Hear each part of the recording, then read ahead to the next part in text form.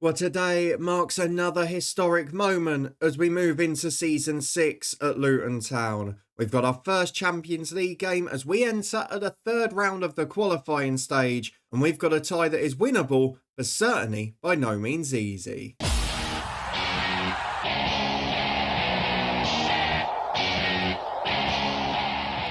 Yes, hello and welcome along to part 47 and season 6 from this FM06 Let's Retro Save from Luton Town with me, Daniel. We are back today to face Belgian side Club Brugge in the qualifiers for the Champions League after a nice little friendly warm-up against a fictional side, as you can see in the top right of the screen. We've also got to worry about rotation for these matches because much like last year with the UEFA Cup qualifier, you've got to get through to those group stages to get the money. And to do so, we're probably going to have to rotate against West Brom in the league this weekend. And those of you who were here last season will remember that worked out pretty well. Unlike last season though, we have had a very frustrating summer in the transfer window. We've been struggling to get deals done. We've managed to get a couple in positions we need. We've been turned down by so many players where the reputation just hasn't caught up. So hopefully we can find that one marquee signing before the end of this month. If you're looking forward to finding out if we do and seeing whether we progress in Europe or not, then please do put a thumbs up on the video. A quick reminder as well that on Twitch, we've also switched to retro now. We are playing LMA Manager 2003, one of my favourite old classic games. You can find the link to that up in the eye above. Come and join us for regular live streams there. But for now, all of the focus is on Luton Town. And before we get into these matches, let's have a look at what happened in the summer transfer window, because it's been a little bit frustrating, if I'm being honest with you. We've managed to bring 3 players in, which I'll show you here.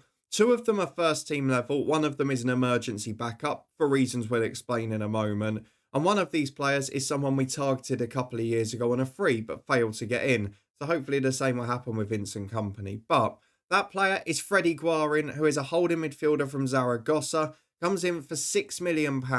He's a 24-year-old Colombian international. He's exceptional. He's up there with anyone we had last year, and technically, he's the best we've had at the club. 20 for long shots, better going forward as well. Does mean we can maybe contribute a few more goals from elsewhere.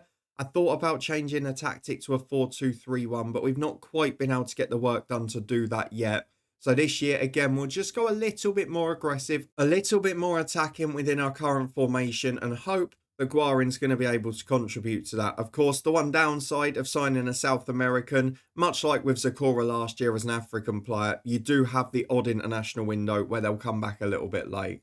But Freddie Guarin, a good signing for £6 million, and after missing out on Vincent Kompany, world-class Jay McEverly and 1 or 2 others in defence, we've ended up with João Leonardo. Another signing from Brazil to save the day from Santos, £2.9 million. A bit of a weakness at centre-half in terms of natural fitness, but a very good player, still improving off the pitch, much better on the ball than any of our defenders, and mentally and technically a very good pro. Also quick. I mean, when you compare it to O'Brien and Distan, it's an upgrade. So we're definitely making the squad stronger. And I thought with Anton Ferdinand coming back from a year off, young Brian Lake coming through, I couldn't just have the 3 superstars, especially again when Davis goes off on international duty at random points. We've got to have 4 superstars. So João Leonardo has come in to be that 4th player. And then the final one, not quite as exciting, but for 28 grand, is Mark Brown, a Scottish goalkeeper from Norwich. He replaces, spoiler alert, an outgoing Scottish goalkeeper who we got a random bid for during the summer window. So he'll come in and be our number 2. I'm sure he'll be absolutely fine as it. If we go and have a look at the players that have gone out of the club, loads of players released, but it was the time for some of our, well, early career stars to move on. Kevin Nichols, the last of the first team originals, apart from Foley and Keane who had come through the youth team. He moves on to Dundee for $975,000. He's 31 years of age now. He's been a great servant. He got to play in Europe and the Premier League for the club. But it's just a little bit past him now. Again, like Howard, he's got old at the wrong time. So as he starts to decline, he'll go off to Scotland. And as you can see from the bottom of the screen, he started pretty well there at Dundee. The second one, also going to Scotland to face his former teammate, is Richard Hughes for 45 grand from Falkirk. He goes off to the Scottish Premier League, an absolute hero in his home nation, because in addition to scoring his first goal for Scotland in the summer, it was actually a winning goal against Brazil as they reached the quarterfinals of the World Cup. So he's a little bit of a cult hero up there, and he's now gone to Falkirk in the SPL. We knew that Andy O'Brien was leaving as well. He's gone to Birmingham for free. He was out of contract. He signed a deal with them. He's not as good as Leonardo, but we were upset that we lost him for nothing. And still, you've got to remember in season 4, the reason we had UEFA Cup football last year is because Andy O'Brien became the utility striker that the world loved. He turned up, he did a job up front. Andy O'Brien stays a hero. Moving on, another one of the actual strikers at the club, Valentin Robertson. It just hasn't worked out for him. He's come in, he's had so many problems with missing training, being spotted at nightclubs the night before, and just, look, a lack of discipline. He's a young party boy, he's not having the experience that he wanted to. And to be honest, he was missing his home nation, he was struggling to settle in.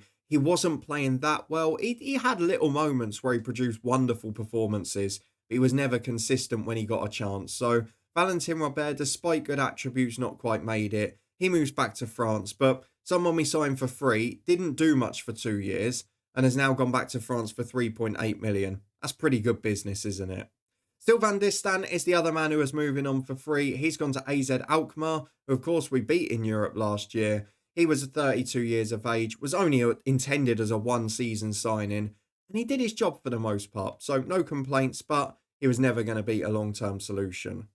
Then we move on to the one we didn't want to lose, and the reason we invested 6 million Freddie Guar in is because Didier Zakora threw his toys out the pram. We had the same situation with Zonneveld, and I thought, we can't lose those 2 players for free. We can maybe afford to risk one, but not both. So I tried to replace them both. We didn't get Leighton Baines to replace Zonneveld. We did get Freddie Guar in, and that meant Didier Zakora goes to Middlesbrough for £5.5 million.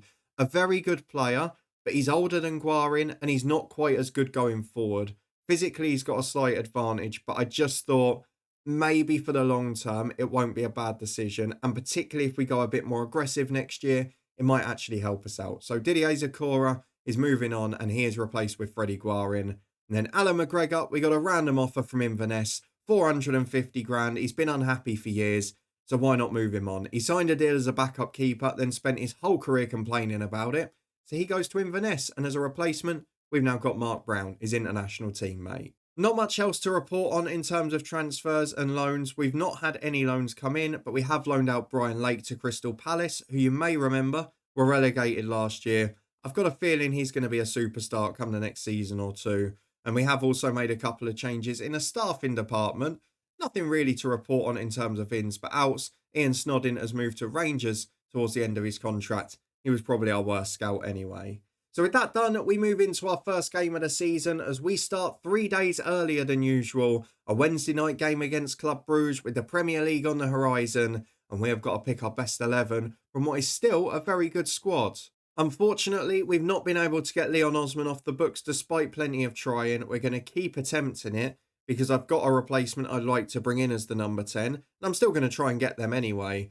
But we've also got to bear in mind that we don't want too many players making the squad unhappy because that can have an effect on our performances. So at the moment, not much change. I'm a little disappointed we've not been able to get in a superstar striker. Of course, that's partly our fault for allowing Charlton to survive on the final day of last year. Palace went down, but their star striker chose Bolton over us. And we've now got lots of interest in our defenders. Zonneveld out of contract at the end of the year. Van den Boer and Davis both getting offers galore, but we're not going to let them go. We're going to pick our 11 for this one, head in for kickoff for the first leg as we try and get through to the Champions League group stage. And Club Brugge are standing in our way. Well, as you can see, we've gone for the tried and trusted from the start of this game. Leonardo stays on the bench, and as does Freddie Guarin, so their debuts may come later. It's a very good Club Brugge team. They've bought Bobby Convey in from Reading. They've got the likes of Verheyen in midfield, Torre up front, both brilliant FM players back in the day. But our team is as follows, with Schmeichel in goal, Van den Boer, Basagno and Davis, the familiar back three, Rodrigo Diaz and Zonneveld, the wing-backs, with Flamini in alongside the Cassie to replace Sakura. And then it's Sean Maloney behind Crouch and Paul. I kind of feel that's the weak area of the team now. I'm trying to find a marquee number 10 or striker for this summer, just to give us a bit more attacking flair. Hopefully Osman can go off the books to help that. But for now, let's head into the first half because it is the Champions League third qualifying round. And this is absolutely pivotal as Schmeichel goes long towards Peter Crouch, who wins the flick on early. And him and Maloney might combine to shut me up immediately. Why did he pass? He went to Shane Paul. And he was under more pressure. He was in a world of trouble. It's out to Zonneveld on the left and we've got to work forward again. It's out for a throw, but when you consider we had such an opportunity one-on-one, bizarre decision-making, and again, maybe just showing that lack of world-class quality up top. We've got good players that have helped us become a very established and good Premier League side, but are we world-class now? As Crouch gets in down the left side of the box, that's a good effort. It's saved by the goalkeeper and cleared downfield. It's been a positive start, and you feel we need an advantage from the home leg. Got to try and avoid conceding too. As Zonneveld into Crouch. We had a few games like this where we dominated and then it became, well, to be honest, a bit of a chore later on. As Diaz picks the ball up, it's been a really positive start to De Cassie. Tipped over. He's got a brilliant long shot rating as well. Him and Guarin could be putting some in from distance. As Zonneveld is on the corner. We've stuck with near post for now, but I probably won't for long, especially when the delivery's that poor. 14 minutes on the clock. It's been all Luton Town. But there's no goal yet as Zonneveld plays a 1-2 with Flamini. Into the box. Paul's there. Oh, keeper just gets there first. And with a quarter of an hour gone, we asked the question, how is it 0-0? And now when you see them breaking down the left-hand side, you wonder what's going to happen. Diaz gives away a silly foul. He'll probably get booked here. But the opportunities to go ahead have gone begging. And now we're going to be left a little bit frustrated. Diaz gets away without a yellow. And with a quarter gone, we need to find a goal as Zonneveld throws into Crouch on halfway. Zonneveld keeps it to Maloney. He's been poached there. That's not what we want. Davis gets the header away to Crouch, who's back in his own half now. Get up the pitch, Peter. Inside towards Maloney. It's blocked again. But he wins it back. Good work to Crouch. Pulls up with him. Goes alone, though. Not sure why we're just going from distance with everybody. Seems to be a little bit of a reluctance to play the right pass. Everyone wants the personal glory. The first Champions League goal for the club. There's a long ball downfield towards Diaz, who intercepts it. Finds Maloney, who can break away. This is better as he looks wide to Paul. Crouch is the man in the middle. Paul's got two running off him. Cuts inside himself. Finds Flamini. De Cassie's there. Zonneveld's breaking in from the left. Into Peter Crouch. Must score. Does score. Brilliant goal. Well worked. And again, instead of just having a shot from 30 yards, we worked it from side to side. We got into the box at speed. And Peter Crouch is there to finish. Instead of drifting off the left wing, he puts it in for 1-0. And Luton Town are in the ascendancy in this Champions League tie as we throw in again towards Maloney. Shane Paul, Peter Crouch for the tap in. 2 in 5 minutes. Get Peter Crouch in the box and he will score goals. Luton Town's Champions League hopes looking much better now. A very positive first half. The performance has been excellent. And now we're starting to show the cutting edge as well. What we've got to do is the bit that we were good at the first half of last year. Keeping clean sheets. That can make the difference as Zonneveld breaks downfield towards Crouch. Be lovely if we could just go and get 4 or 5 and then rest people for the weekend. As Alex Silva, he brings down Crouch. A penalty kick, a stupid, careless challenge. And now Crouch from the penalty spot has a chance to complete, how many minutes would it be? An 11-minute hat-trick. A brilliant effort so far. And Peter Crouch is possibly showing at Champions League quality. Maybe he's the one of the 3 we don't replace. Crouch steps up right-footed. And he puts it in the corner. Confidence, composure personified. It is Luton Town 3, Club Brugge 0. Champions League football is on the way because we are playing some lovely stuff. Well, we reach half-time with no further incident. And this is exactly what we've got to do. We've just got to keep playing sensible football and not give up chances. No defensive mishaps. And we should be all right. Easy for me to say. Zonneveld! Oh, he's been the best player on the pitch bar Crouch, and now he's called a free kick into the corner. Maybe we can rest people for West Brom. Maybe we can look at the weekend. I'd love to get Kevin Foley on just because he is a homegrown player. But I have to prioritise fitness at this point as Diaz down the right. Chance to cross, goes into the box himself. Back to Flamini. He shoots just over. This is men v boys at this point. It's a wonderful display. 2 10 out of 10 ratings. A lot of other good players. And now we've got a couple of luxurious positions. With 25 to go, we're going to take off Sean Maloney, I think, for Portia, who's on the yellow card. De Cassie is going to come off for Guarin, who will get his debut for the club.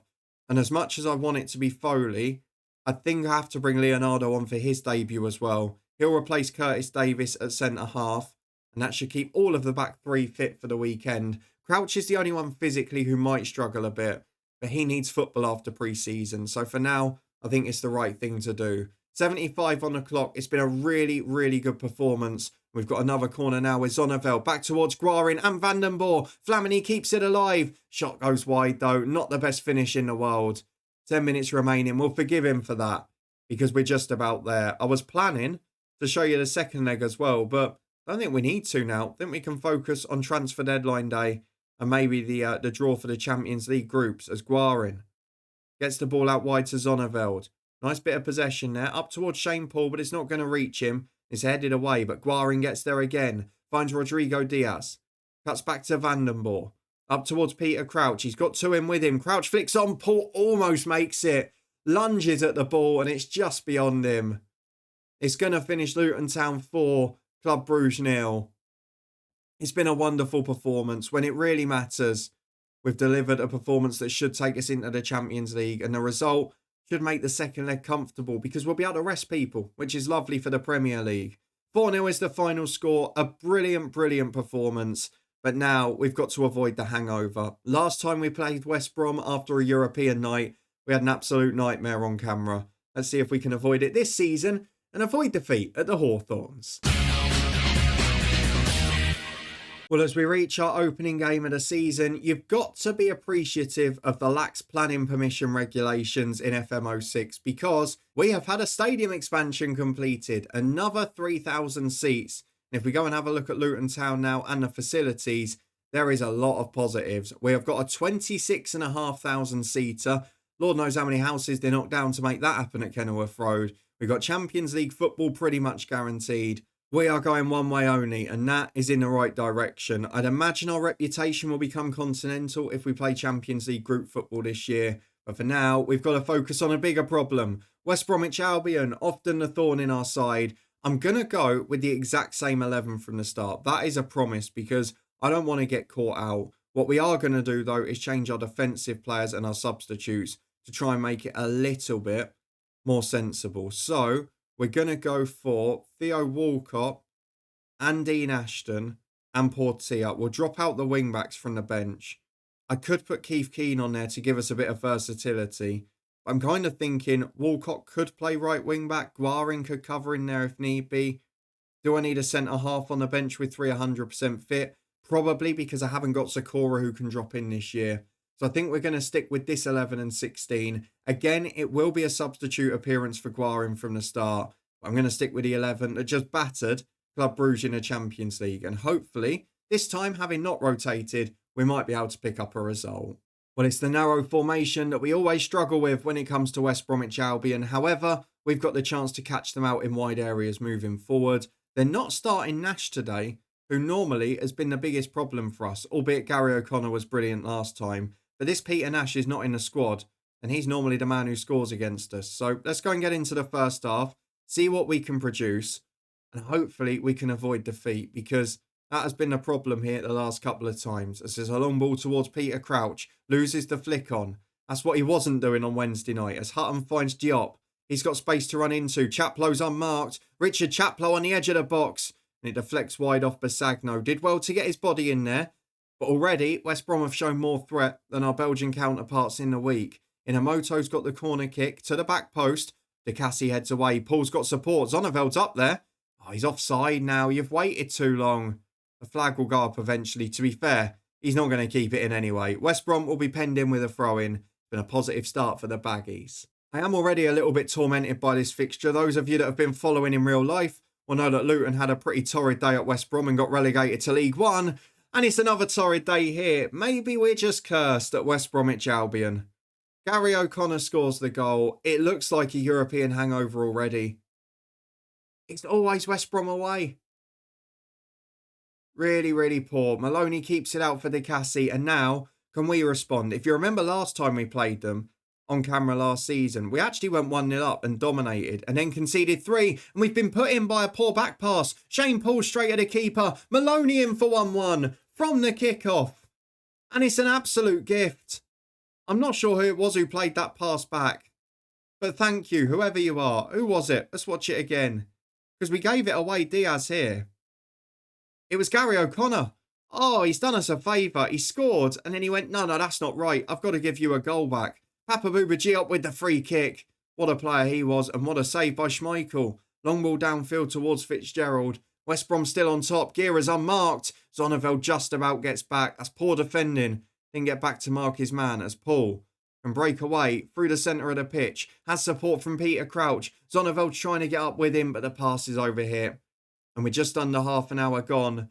It's 1-1, but this is where it all fell apart last time. Where it all fell apart in real life as well. Let's hope the same doesn't happen here. As Alan Hutton, with the ball to the back post, cameras up, wins the header. Diop's there. Flying effort. It certainly wouldn't have been saved if it was on target, because it was hit with some venom. But thankfully, it wasn't near the target. As Wright clears long downfield, O'Connor's up with Basagno, who wins it. Shane Paul's on the end there. Flicks on for Crouch. Brilliant effort. Oh, he's on fire. Peter Crouch with a wonderful curling effort into the top corner. That isn't your poacher's finish. That is a moment of genuine quality. Paul knocks down for Crouch. Crouch curls it in. And Luton Town have turned it around. West Brom 1, Luton 2. And now an injury for Mike Zonneveld. Oh, it can never just be a good day. Will we ever get an episode where we just win the games and don't pick up an injury, a suspension or anything to blot the record? It just appears to have to happen as Zonneveld clears it as far as Crouch. I've not got anyone who can play there on the bench either. Not got a wing back at all, as Diop has fouled Flamini. Who do I go for left wing back? We'll have to have a think about that. Maybe we just try and get Zonneveld through it as Davis goes wide to Zonneveld. Plays a 1-2 with Flamini. Up towards Shane Paul. Beats the keeper. Maloney's there.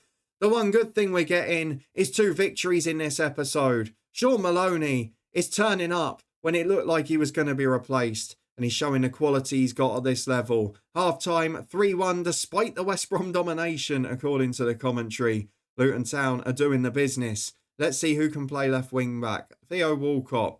Absolutely no chance. What about João Leonardo? Where can you play? Nowhere other than centre-half. Maybe we go for Diaz and Vandenborre as the wing-backs. Put Leonardo in at centre-half. I think that might be the only option. Who's better at left wing-back of the two? Doesn't really matter, does it? So we're going to go Vandenborre and Diaz wing-backs. We're going to bring João Leonardo on as the right centre-half. We're going to get into the second period with a 3-1 advantage, which according to the match commentary, we really don't deserve, despite having more shots on target. Well, West Brom have gone a little more defensive, but they've got a corner kick here with Inamoto. They've dragged Curtis Davis out as well. Oh, what a start. João Leonardo gives away a penalty 5 minutes into his Premier League debut, and O'Connor makes it 3-2. This is very worrying. What a signing that is, eh? What a start to your Premier League career. West Brom back in the game. I said we're going to win both of these in this episode. I've gone too early, haven't I? Right, an hour gone. We're going to look at changes. We've got a free kick with Maloney. I would not mind him putting one in now. He's on a hat-trick as well. Tipped over the bar. Can Leonardo make amends at the other end? Because he'll be in the box for this corner. Left a one-on-one at the back, which I'm a little concerned about. As Maloney looks out for De Cassi. We know he's got a strike on him.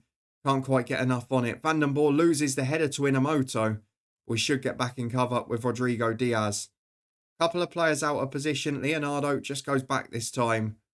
It now becomes a holding on job in a game we should have been comfortable. Let's go and make one more change because De Cassi and Flamini both not playing that well. We'll go De Cassi again for Freddie Guarin. And Maloney's picks up another yellow card. Shane Paul's not been the best either. We'll come back to that in a minute. 65 on the clock. It's all to play for here. And we've managed to make this somehow a pretty tense afternoon as we've got a throw on the left with Basagno. Into the box towards Crouch. Doesn't reach him. Diaz gets it in again though. Not the best ball. It's cleared as far as Curtis Davis, who should deal with this pretty comfortably. Vandenborre has support from João Leonardo. Big ball up towards Diaz on the left wing. Hutton's with him. Wins the header. But only finds Curtis Davis. Inside to Flamini. Support from Maloney. Crouch in behind, but Freddie Guarins picks it up. He's now got an injury and will probably have to come off too. As Leonardo almost gives the ball away. Long one towards Paul on the right. Chance to cross. Can we restore the 2-goal lead? He turns Marshall inside out. Brilliant play to Vandenborre. And he puts it in for 4-2. Going from right wing back, he's got himself up into the box. It should put the game beyond doubt. But Shane Paul, that is superb. And Freddie Guarin, I mean, the two debutants have had a nightmare, an absolute nightmare.